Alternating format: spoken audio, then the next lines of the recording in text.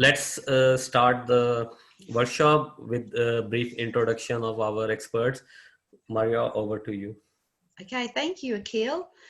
Our first industry expert is Mr. Peter Simpson, who founded his management consulting company, Organisation Technology, in 1985. He uses statistical methods and analysis of production processes and their management, which has saved millions of dollars. Some of Mr. Simpson's clients' results include Kodak Australia, where he turned the company into the most efficient and reduced production costs by $40 million. Also, he was a process development officer for a division of Coca-Cola Amatil. He also helped Bechtel Pacific's 3,500 employees aluminium smelter project in Queensland to finish 6 months early and $100 million under budget. Mr. Simpson has also assisted hundreds of small and medium-sized companies achieve greater profits and growth through improved management and organisation with clients around the world. Over his long career, Peter Simpson has helped to create or save thousands of jobs, delivered seminars and workshops to tens of thousands of individuals, and created $2 billion of savings and increased income for his clients. Would like to welcome Mr. Peter Simpson. Thank you very much. Thank you. Alrighty, well, I'm just going to get straight into my presentation, and it continues on from my presentation of last week. So I'm just going to share the screen.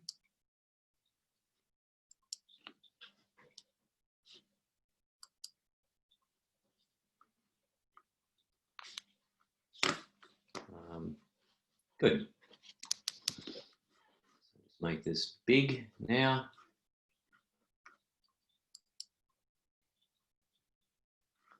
And there we go. So this is planning and introduction. I'm continuing on from last week. Again, the material is largely based upon the works of American philosopher L. Ron Hubbard. And the curly writing you see there, if it's written that way, it's from Mr. Hubbard. And if it's in the other kind of text, it's from other people. And we saw this before, but I'm just going to quickly go over it. In planning for businesses or a career, there are two plans. Both are important. And the first one is the plan for you, for your life.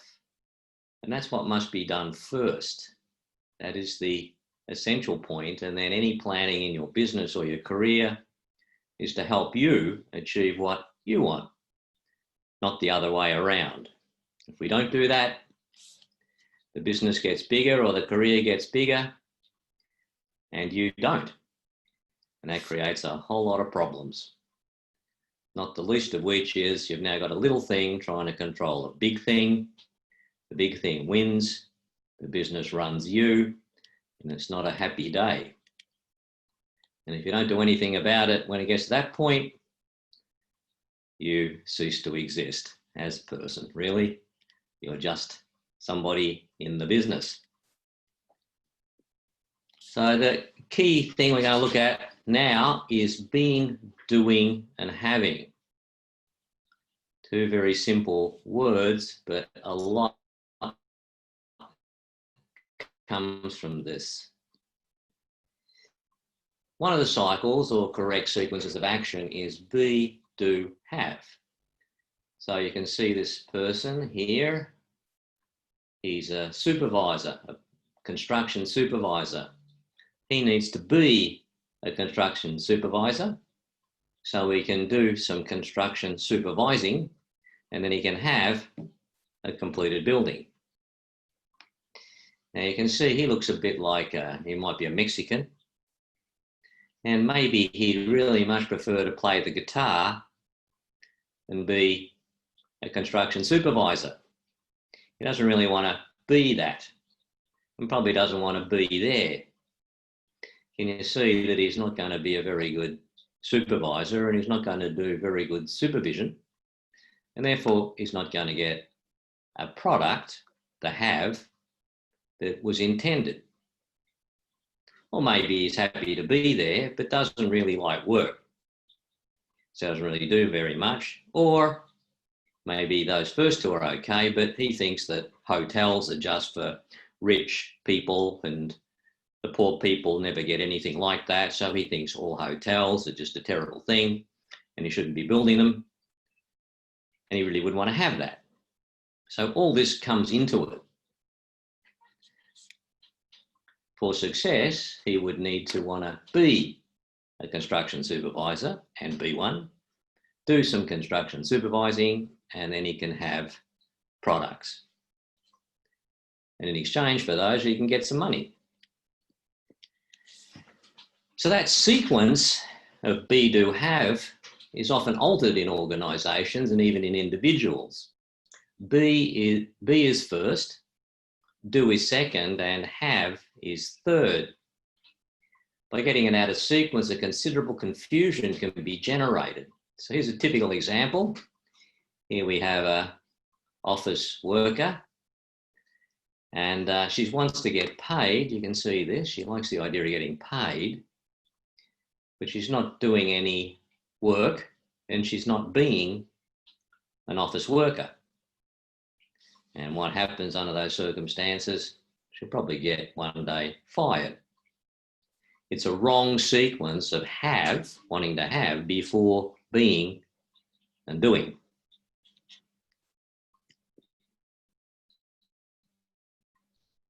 So you've got to organise backwards, establish the product have, find out what to do to achieve it, and only then really can you accurately discover what one has to be to accomplish this.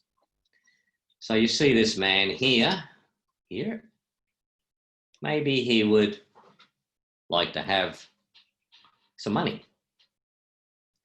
Well, if he's smart, he would think, what can he first have or produce, a product that he could exchange for money? And he comes up with the idea of, well, paintings. Then he'd need to figure out, well, what would I need to do in order to have some paintings that I can exchange for something else I'd like to have, money. And if he's really smart, if he wanted to, what he'd need to do, he'd figure out was paint. And then he'd need to figure out what he'd need to be, and that would be a painter. So he works it out from the product, back through the do, and then figures out what the be should be. So he works it out this way. This is correct. Then he does it this way. He is a painter. He can be that. He does some painting, and then he gets the product of a painting, which he can then exchange for other things he might like to have. This is good planning. This is correct. It's almost never done that way. It's all too simple, but most people don't do that.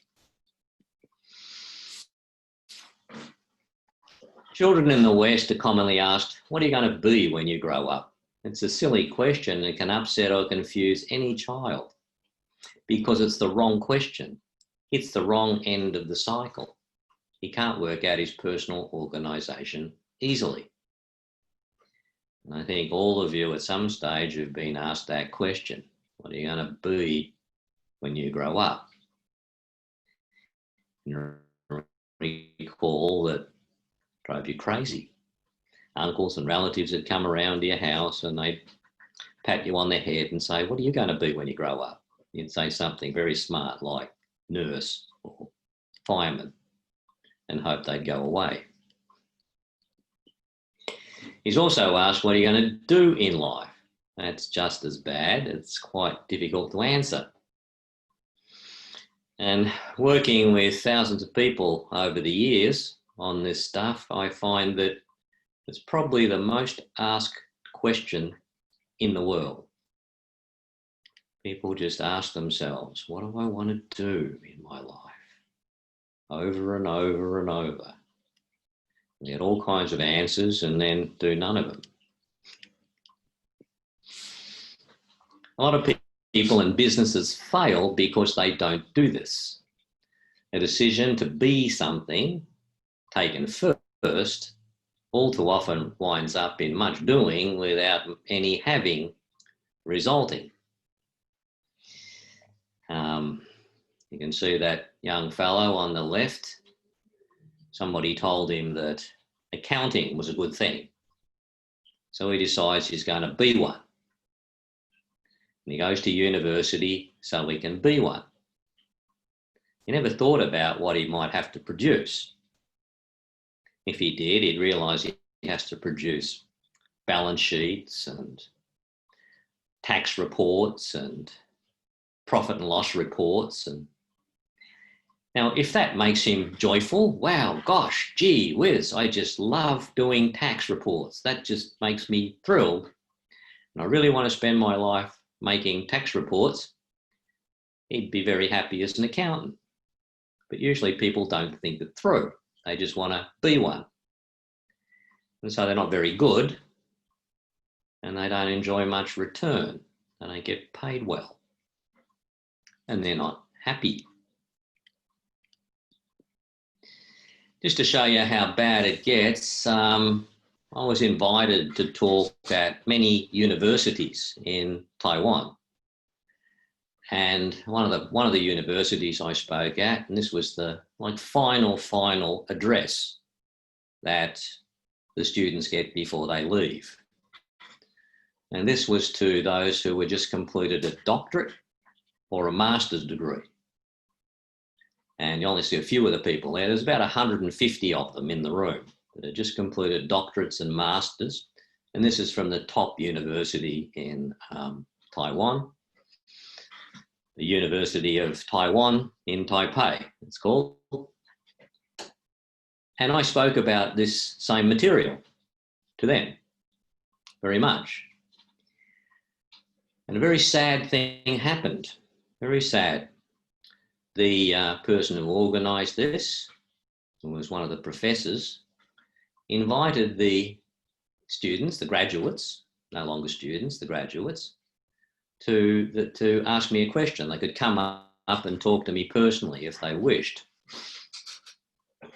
Now realise these people had studied at least for 7 years at university, at least 7 years of study. Huge cost. Parents and the government would have to pay for all of that. And when I'd finished, about 30 or 40 of them formed a line, all wanting to ask me a question. They all asked me the same question. It went like this. Dr. Simpson. Somebody had put up a sign announcing that I was a doctor. By the way, I went to another university just after this, and the sign there said, Professor Dr. Simpson. So I got promoted. So Professor Dr. Simpson. I've just completed a doctorate in electronics. And I don't think I want to spend my life doing that. What do you suggest? And 30 people in a line all asked me the same question. They spent 7 years getting a degree, and when they finished, they don't think this is what they want to be doing or producing or being. And this is extremely common. In fact, the figures are there's something like no more than 40% of people with university degrees continue in a profession related to their degree. Tremendous waste of time, tremendous waste of effort. Also, I spoke to the people in the universities, the ones that enroll them. In fact, one of the ladies in another university was originally a doctor from Taiwan, went to live in Australia, and came to be head of two major hospitals in Sydney. She was the executive director of two of the biggest hospitals in Sydney, and then went back to Taiwan to help. And now she was the assistant chancellor, the second in charge of a medical university in Taiwan. And I gave the same talk there, and she asked me out to lunch afterwards. And she said, it's terrible. What you said is absolutely correct. She said, these kids are made to go to university by their parents. The parents come in and choose the courses they're supposed to do, and then get surprised when I ask the student to sign the enrolment.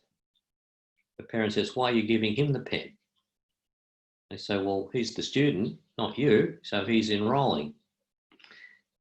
All they're told is they have to get a good job to make money, get a good job to make money, get a good job to make money, be a dentist, be a radiologist. And so many of them have no interest in it. It's getting it all completely wrong. They're not asking their children the right question, which is, what do you want to produce in life? But we'll get to that in just a minute. And of course, it continues on into jobs. Most job descriptions have no explanation of what you're supposed to produce. This is from Wiki Help or something. It's a wiki thing on the internet, and it tells you how to write a job description. And what it says is, what you write is what the job is, what you're going to be, and then what you're going to do. But there's absolutely nothing anywhere where it says, what are you supposed to produce? Nothing is ever mentioned about this. People are paid to be, people are paid to do, and this is completely crazy. They should be paid for their production. So with my clients, I have, and here's an example, this is a very small section of an example of an employment contract. And in any of those employment contracts, we always make sure that the product that they're supposed to produce is defined, and there's a statistic to measure it, and it also says how much they're supposed to produce each week in order to keep their job. This is into the contract, and this has all been checked out, and it is per Australian law. And you show this to new people when they're starting a job, and they think it's absolutely, completely marvellous. They said, "I've had many jobs. Why don't they do this?" Well, people don't. They don't define what a person's supposed to produce. It's crazy. If we ask children, what do you want to produce in life? We could probably get a workable answer. From that, he could figure out what he'd have to do to produce that, and from that, he could know what he had to be. Then with a little cooperation, he would be able to lead a happy and valuable life. So if there's any parents watching this, what I want you to do is ask your kids that question. What do you want to produce in life? And then do your very best to help them lead a life that permits them to produce that. They'll be very happy, they'll probably make a great deal of money, they'll look after you, and everyone will win. Push them to be something or do something, and it all goes kind of crazy. So it is with an activity or company. What is the desired product? That will also be desired by others, is the first question one asks in organising. It must be answered before one can adjust or arrange finance or any organising. Product, profitably sold, delicious food served in our own restaurants would be an example, or product, perfectly and profitably repaired and maintained cars. All planning starts with that. You'd figure out what you'd need to do to produce that, and then you could figure out what the company would need to be.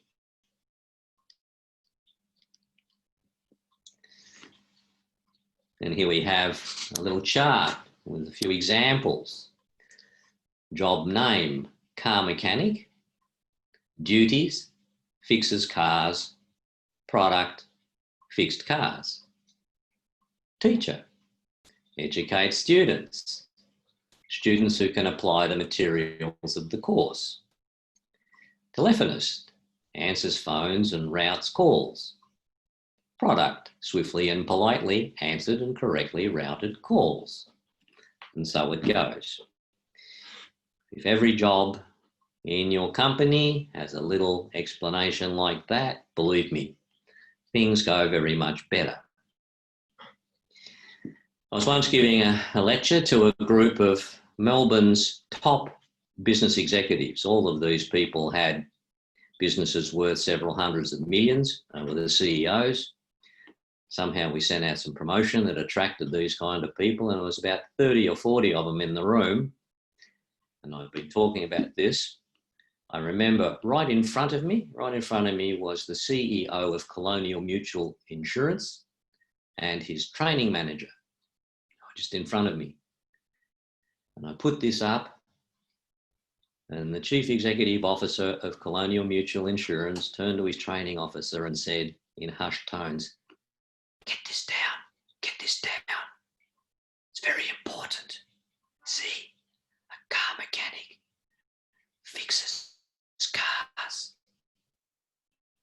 and his product is fixed cars."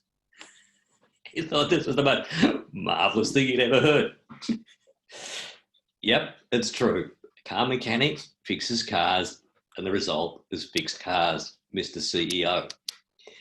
You can imagine what problems he had in his business when he didn't think this way. Oh, well, we quickly got to the end, but that's about it. I have here an ebook, which you can get. You simply have to send an email to info@orgtech.org and you get an ebook that explains in great detail the subject of career and business planning. That's all I have for tonight. So if there's any questions, I'd love to hear them.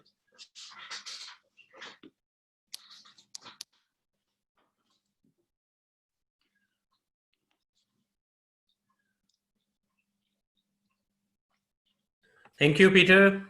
That was wonderful. And I really enjoyed it, and also got a bit of information that when you do some degree, you must know what you will be producing, what you will have to do. That was very important and informative.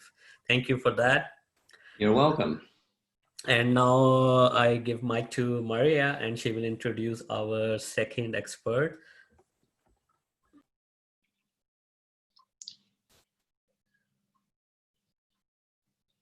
Maria, unmute yourself, please. Okay, thank you, Aqeel. The next industry expert is Mr. Oisín Grogan, also known as a 200 million business coach. He is an entrepreneur, international consultant and speaker. Oisín knows what it is like to have debts, lack of sales and difficult staff. All of the challenges that you are facing right now, especially in this situation in the pandemic, as a business owner, especially during this time, he has personally experienced, but more importantly, all of these difficulties he has managed to conquer. Oisín founded Executive Success in 2008 after running a number of successful businesses in the service, manufacturing, property and consulting industries. Since then, he has consulted businesses in over 50 industries, ranging from startups to public companies, with turnovers in the hundreds of millions, and has a unique track record of being able to grow and streamline all types of businesses. And he has added over 500 million plus in growth to his clients. Let us give a very warm welcome to Mr. Oisín Grogan.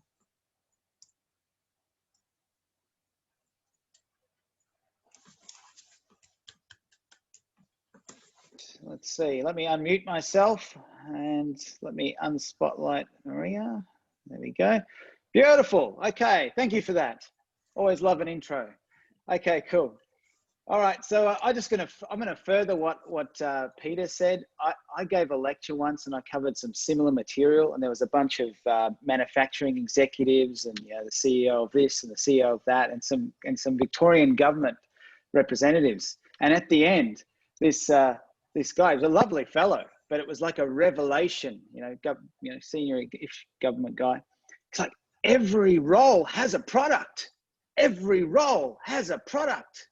It was miraculous. I don't know how he was probably close to 50, but it was good that he worked this out. So this is very, very needed technology, and I can definitely corroborate that most companies don't do it.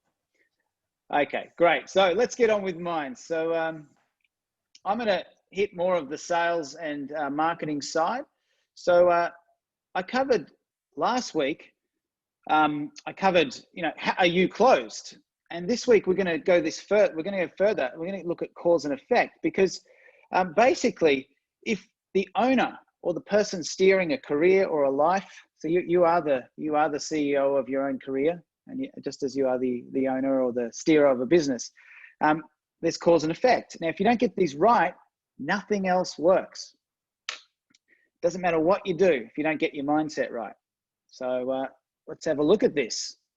And at the end, we'll have questions from both Peter and I, questions and answers. So cause and effect, here we go. Yeah, we've covered me. That's a bit about my family. And there we go. So pen and paper ready. I do like to get you to note things. I like to deliver action items when I do these webinars. It's good for you to go and do something afterwards. So do note things down that you think of. All right, so let's look again at the success mindset. We covered a really crucial aspect last week. Let's look at another aspect to this. The success of a business owner depends on the mental state of the owner. You've probably noticed this. Has anyone walked into a business and noticed that the receptionist is grumpy? Anyone notice that? Yeah. And it's a bit dirty, and the other staff look a bit pissed off. Yeah. Now, that tells you right there the mental state of the owner, right? And then you go and meet the owner, he's like, right. And then you walk into some other businesses and people look cheerful and they're sort of, they're getting along well. Well, there you go. That's the mental state of the owner. So you got to get this right. And that's why, like, if I walk into a business and the owner's upset, depressed, confused, or if the owners are fighting, that's the first thing we fix, because really nothing else is going to work. Okay, so let's look at this. So the success of a business depends on the mental state of the owner.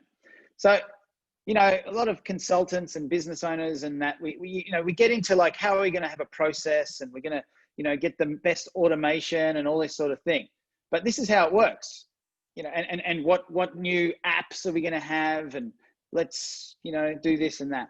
But if you're confused, you've been very badly affected by what's going on, like now or in the past, doesn't really matter.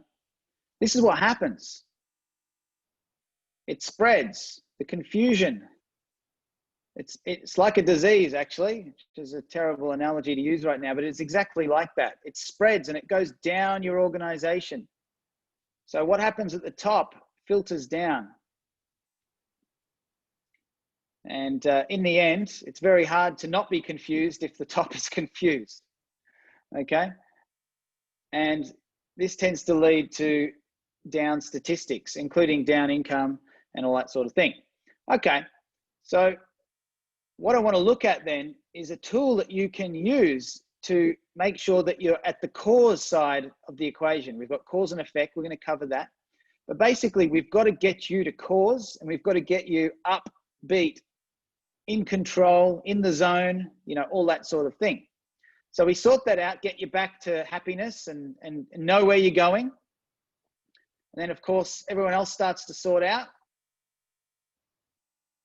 And we're all good. And then the stats will go up. Okay, so it starts with you. You do have the biggest responsibility. So basically, some people kind of like, while it's going well, it's them. When it's not going well, it's them. See, it's always you. Alrighty, cool. So you've got some reality on that. You've seen that. Have you seen, if your mental state goes down, it actually just tends to pollute the environment. So it's very much your responsibility as a leader to make sure your cause. So how do you do this? Let's have a look. So cause and effect. So what does it mean? This is straight out of the dictionary. Cause, it means to make something happen. So in this example here, that dude there with the ball, he's going to be cause, right? And interestingly enough, I'm trying to get my annotation here. Let's see. Oh, there it is. Yeah, well, it's not very good. That he's being cause, and then this will be effect.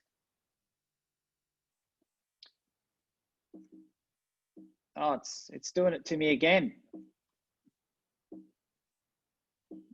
Sorry, guys. Zoom doesn't like this.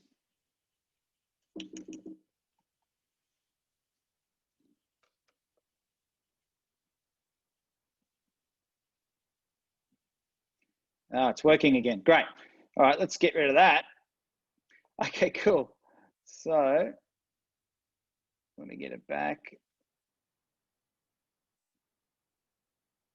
All right, good. Okay, good. So sorry about that. We had a technical fart, but here we go. So to make something happen, effect is something that is produced by a cause, a result.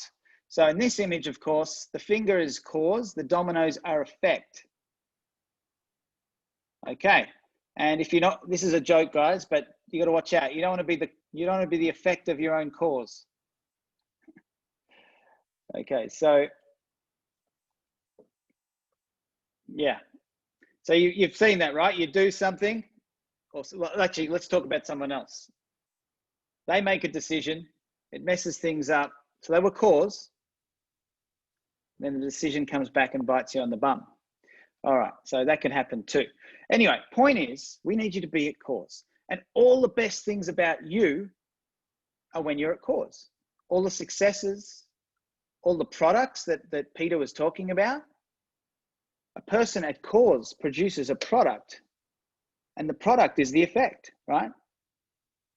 So, you know, the mechanic, he fixes a car, he's cause, and the car is fixed. That's the effect, right? So that's one way it works. All right, cool. Okay, everyone tracking? Yeah, and the areas where you're not doing well, your effect. So it's imperative that you always find ways to be at cause, and that way you can, like, you know, thrive and survive in this environment. And one of the biggest dangers, as I covered last week, is the media and toxic people. But so I won't get into that. Just watch the other video. But anything you can do to bring yourself up to cause and to a better state of mind is going to result in good things. All right, cool. So there's a scale, and everyone's somewhere on this scale, right? And it's a gradient, meaning it's not just, you know, you're cause or you're not cause, right? It's not on or off. There's bits in between. And let me show you something. As I covered, success is when you're cause, failure is effect. So let's have a look at this. I don't trust Zoom at the moment. I'm going to use my own whiteboard. So up the top, when we're cause, see, a person who's cause would cause products or results, just as Peter covered. Value. Communication is cause, at least this port originating it anyway. And look, notice this. Money is something that you get in return for this. So you do something, then you get money. So you could say that the effect of being cause, like one of the effects of being cause, is money. So you receive money, and just as I was covering there, when you're being cause, it's an outbound thing. You see, it's out. When you're being effect, it's inbound. So effect is inbound. Okay, so let's look at some examples. Think of a time you were doing really well in life. You know, one of your greatest successes, or something you're really proud of. Got it there? Yeah, cool. All right, were you cause or effect? Yeah, exactly. Yeah, there was probably a lot of causes, right? It wasn't just one cause, you know. Oh, it's many causes and many actions. But there's the proof of it, right? So it's a gradient scale. It's a gradient scale. So somewhere you're on this scale. you could say, in your life or in your business. So, you know, and you know some people who are really cause. They really can make things happen. Then you drop down a bit, you know, you're causing a lot of things, but there's also some effect, you know, there's more effect. They're kind of, things are happening to you. And then we get down the bottom, we have total failure, and that's the effect. All right, now up here, the more cause you are, the better your mental state of mind. The less cause you are, there you go. All right. So anything you can do for your staff or for your family to make them more cause is going to increase their mental state of mind, which of course flows through to your group, to everything. All right. So this is super crucial, very simple, but super crucial.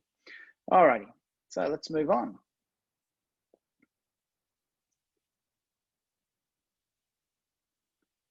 Okay, communication. Now, what can you do with this? Now, this is from Mr. Hubbard. Cause could be defined as emanation.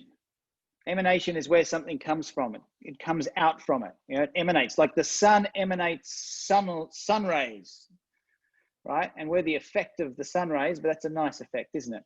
So the cause could be defined as emanation. It could also, I'll give you that again. It could be defined also for purposes of communication as source point. Interesting.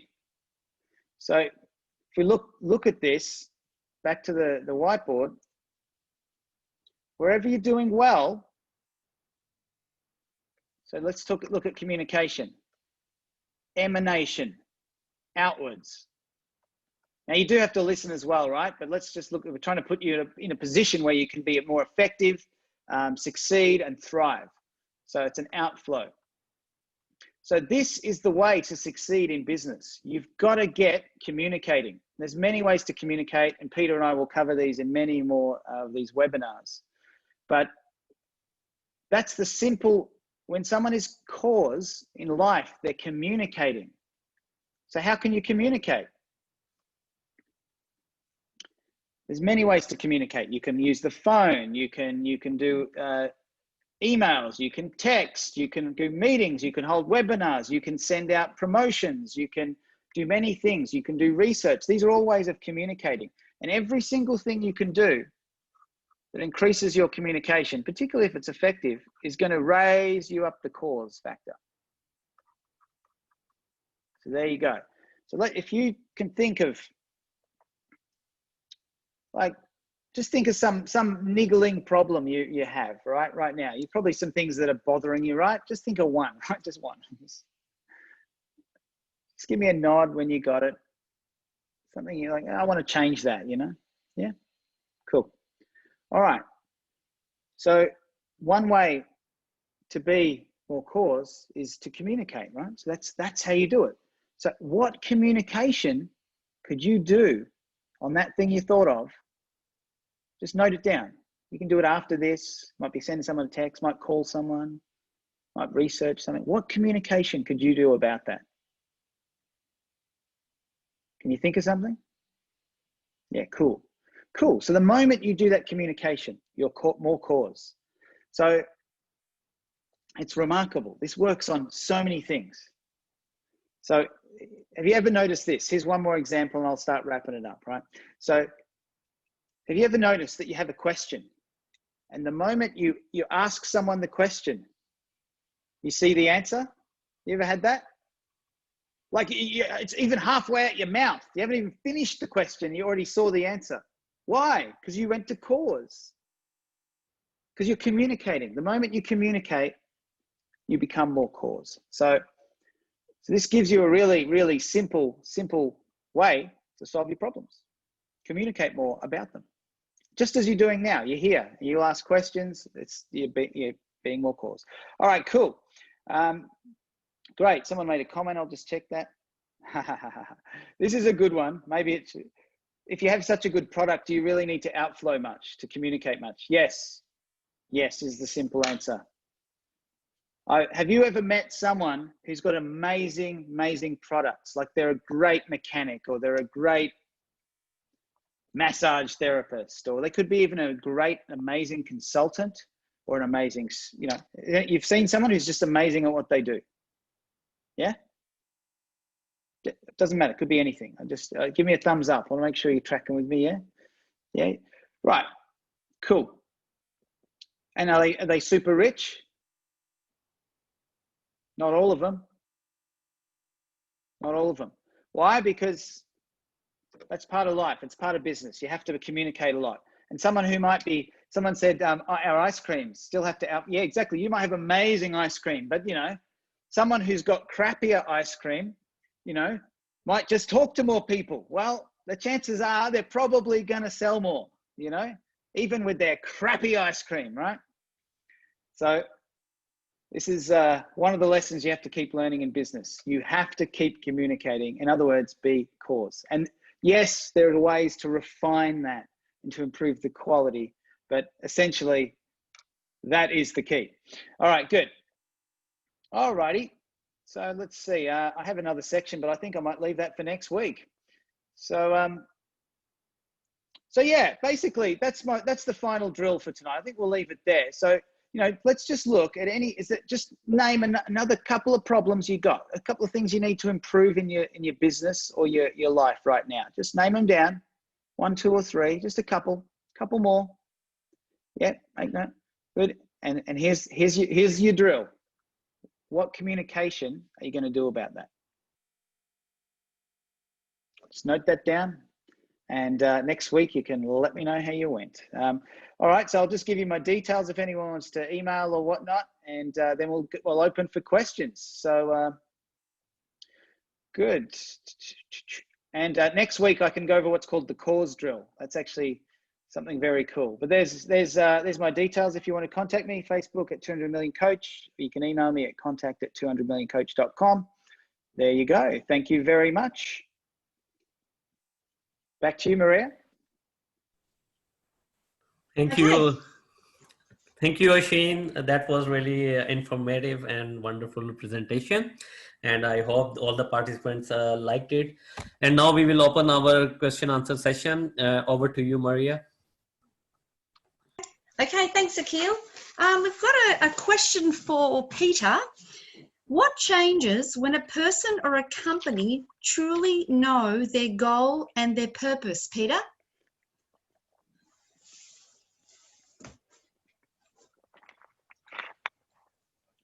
We'll have to unmute you, mate.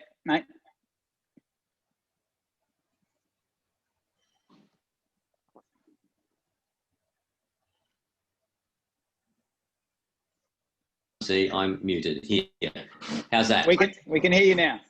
Great. Did you hear that question? Very good. Peter? Thank you. Okay, that first question. Just give it to me again. Okay. Just give it again. Thanks. Okay. What changes when a person or a company truly know their goal and their purpose? Alrighty. Well, that aligns very much to what they want to be and what they want to do. A goal is a be, what I want to be, and I think next week I'll explain this in a bit more detail. And a purpose is a doingness. What do you want to do? When these two questions are answered, it's just astounding how much better a person does in life. And I've been delivering this for so many, many years. I have clients that I did this with and helped them to plan their life decades ago. And just recently, I contacted some of these people decades later and said, how has life been since you did this plan? And every one of them said, I've achieved so very, very much more. And surprisingly, many of them, when I contacted them, only just reviewed and had a look at their plan, their life plan. And they'd had it in a drawer or filed away somewhere. And when they read it, they went, my goodness, everything that I put down on that, I've done. One lady, however, she was a secretary and always did administrative jobs. And when I did this with her, it came out that she was an artist and really desperately wanted to be an artist and knew she was an artist and wanted to do this. But she thought, I'm just an administrative person. I couldn't be an artist. I mean, that's silly. And she said, for 20 years, I didn't do it. And then she started to do interior design of apartments. Her husband started to build apartment buildings and she got the job of designing the interiors. And she was happy as hell. And then she remembered what we'd done, this plan, 20 years before. And she realised, first of all, she was very sad because she realised she'd wasted 15 years of her life or more not following it. But now that she was back doing this artistic creation, she said it was wonderful. She was so delighted I contacted her. And I've truly got thousands of stories like this. It's a wonderful thing to be doing with people, getting them on their purpose and helping them achieve their goals. I love it. Fantastic. Thank you, Peter, for that. I've got one more question for Peter, and there's a couple on the chat for Oisín. The second one for Peter is, you said that asking children, what do you want to be, is a bad question. How then do we help children to decide on their future careers? And have you helped young people in this way, Peter? Yes, it's very simple. You do ask the question, what do you want to produce in life? But of course, with kids, you need to make it simple. You have to put it in words they can understand. What would you make? What sort of things would you like to make is a good question for kids. And it's amazing what they come up with. And then they follow this. And yes, I have done this with many children. I find really to get a good result, they need to be sort of something like 12. If they're too little, it's a little tough. But when they're around about 11, 12, some are brighter, you ask this question and they come up with a product, and then from that they can figure out, what they want to be, and you point them in that direction and off they go. And I have a wonderful story. This just happened to me just on the weekend. My oldest granddaughter, she's now 15. When she was little, I had a chat with her and she turned out to be very interested in design of buildings. This is like 8.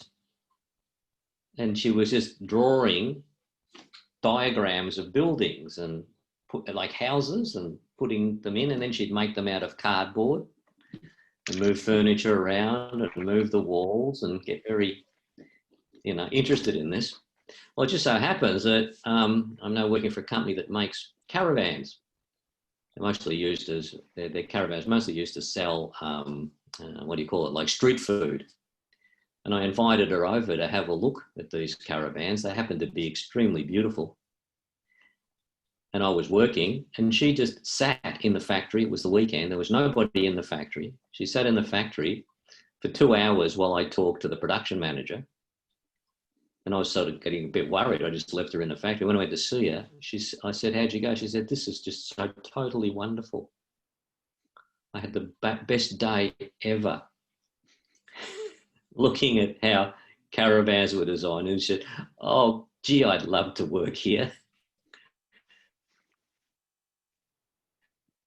So people do have an interest. They do have a purpose. If you discover it and help in ways to get them to follow it, they're very, very happy. And she had a delightful time. So I'll see if I can get her a job there. Anyway, that's my answer. So yes, you can help kids, and please do. You'll be the most loved parent or even grandparent. Good. Thank you. Okay. Thank you for sharing that story with us, Peter. It's beautiful. And I've got a couple of questions on the chat box for Oisín. Oisín, the first one is, what can I do to be cause if I'm stuck at home, especially during this situation that we're all in? Yeah, well, it depends on your situation, but there's another concept when we talk about cause and effect, because life, it's not like you're just sitting there here in life and it's all just, I can just emanate stuff, right? There are other people and other situations, and there's governments and other stuff, and they also emanate. So there is this interplay of cause and effect, right, all the time, and it's motion. So you get motion and things coming from the tax office, for example. They can be unwanted, and you get them from the government, whatever. Anyway, it's what you do with the things that come in that determines how cause you are. So you know how some people, like, something happens to them, like, you probably saw it at school. They get hit by a ball and they're like, oh, and they just writhe around, and it's like, have a teary, and you get the idea, right? And someone else gets hit and they're like,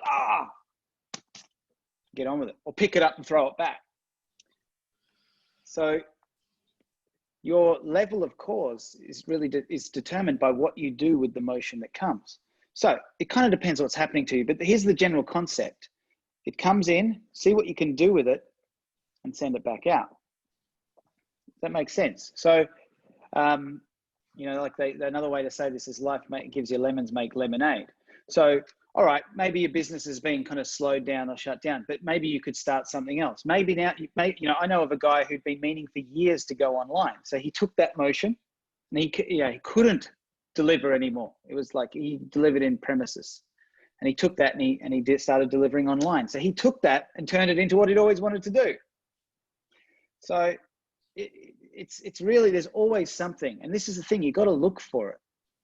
You got to look for it. So you can do this: write down the things that you feel your effect of, and then look at what you can do about each one. It doesn't have to be much. It doesn't have to be much. It could be just send an email. That's a start, right? And if we look at it as a scale, if you start here and you're like, oh, I'm concussed, do one thing about it, and another thing, and another thing. And then you talk to someone. Oh, and then you get an idea, and then away it goes. So you don't go from like, to like, woo, it's normally like a series of steps. So just start. So you could call, you can talk, there's so many things. It would depend on the specific. But does that give you an idea? Yeah, great. Absolutely. So we'll just take one thing at a time. Yeah. I'm just going to the chat box here, and if Lucas can please unmute himself, and he has a question for Oisín. Please, Lucas. It's kind of, well, it's probably just more because it's about what Oisín was talking about. But what I was saying is, like, when you're running a business and you're trying to do all this outflow and communication and, really talk to a lot of people, how do you then still manage what's actually going on in the business? Because you outflow and you communicate and you finally get some customers and things like that. And then all of a sudden you have to take your attention off of that to actually do what you promise. How do you juggle both of those things? Right. Well, assuming you're a small business, from that point of view, you have to actually allocate. You've got different hats, right? If we look at what Peter was saying, it's be, do, have. So if we've moved, we can say there's different functions. We won't get into the specifics of them, but one of them is where you sell, and you have to be a salesperson. You do whatever salespeople do, and then the end result, or the have, is going to be, what is it? A closed deal with a deposit, or all of the money, something along those lines, right? Depends on what you're selling. Anyway, so you sell it. Now you have to swing over to delivering if you don't have staff or you're still involved. So now you have to be whatever that is, like, the mechanic was an example, do mechanicking and have fixed cars, right? So then if we then transpose this onto a calendar, this is a simple way to do it. I don't know many business owners who only have one role. You've still got a few normally. Yeah. Right? So you look at your calendar and you might make it like one of the most crucial things, particularly now, guys, is promotion. So that is a function. So you want to make sure maybe you block out half a day every week and you work on the whole week's promotion, like queuing up emails, I don't know, social media, whatever. But that's one of the simplest ways to do it is block out your week and we go, I'm promo man. That's what I'm going to be there. And at this time, I'm going to be, for 3 hours every day, I'm delivery man or woman, so that's delivery. And that way you can manage both. So that's delivery time. And then maybe you do bookkeeping time on a Friday, or it's up to you, right? Some people do it on a Saturday. It doesn't really matter if that's what you're doing. Anyway, you get the idea, pay bills on Friday. So that's the simplest way. Now this takes tremendous discipline, but is the best way to make sure that you're taking care of everything. Now, one last point on that is that you're still outflowing or communicating or being cause when you've got your delivery hat on, right? It's just a different type. It's like, whatever you're delivering. And then you put on the other hat, salesman. So it's just compartment it. Don't try and be all of it at once. That's literally, imagine this, trying to be a parent, trying to be a husband, trying to be a salesperson, trying to be a bookkeeper, trying to be a thing all at once. How do you feel? Confused. Crazy. It's impossible because they all have different products. So there you go. Thanks for that. Appreciate it. Awesome. Thank you so much, Oisín. All right. Shashi has a question there. I'll just ask him. I don't know if it's for me or Peter. Yes, on communication, we all must have heard PR. So you must have seen there are few restaurants. One is booming, another one is dying. So when you go inside, you will see how the chef or the owner going to every table, communicating, and PR work.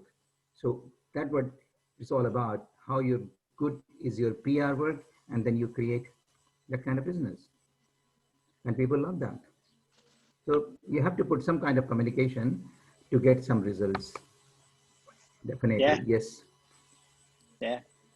And that's really, and even on what to sell, you ask people, what do they like about your service? What didn't they like? I mean, even that, then you can correct it. So even communication puts you more cause over the experience your customers have. So there's many ways you can apply this, right? So on the same lines, there are few salespeople who will sell everything. And there are few salespeople who will not be able to even sell the best product. So that's what it is. Yeah. Techniques, communication. Yeah. Exactly. And All right. if you are passionate about your business, of course you will communicate. Exactly. Right? So exactly. So if you put together what Peter's been talking about, where a person is very clear on the purpose, why they're doing it, and then all the staff are clear on the purpose of the business, and then they can communicate with that purpose as well.